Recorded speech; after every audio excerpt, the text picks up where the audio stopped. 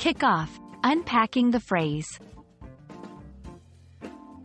Hello, everyone, welcome back to our channel. Today, we have an exciting topic to discuss.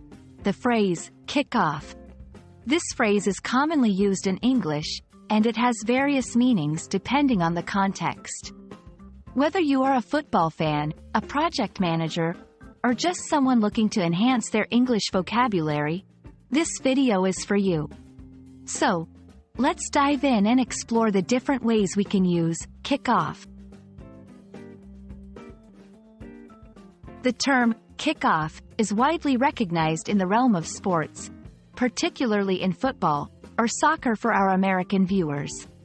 It refers to the start of the game or the beginning of each half, where a player kicks the ball to commence play. This usage is quite literal, as the action involves physically kicking the ball off from the center of the field.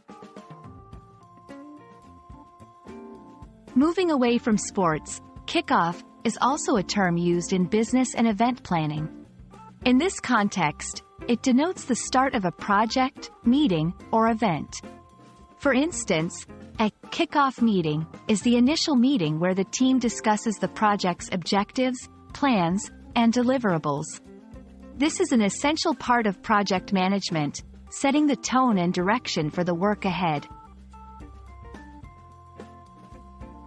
Additionally, kickoff can be used more informally to describe the start of almost any activity or occasion. For example, you might say, "We're going to kick off the party at 7 p.m.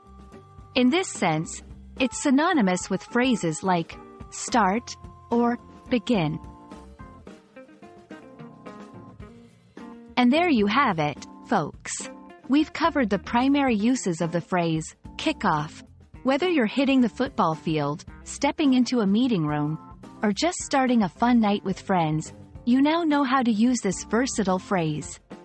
We hope this video has been enlightening and helpful for your English learning journey.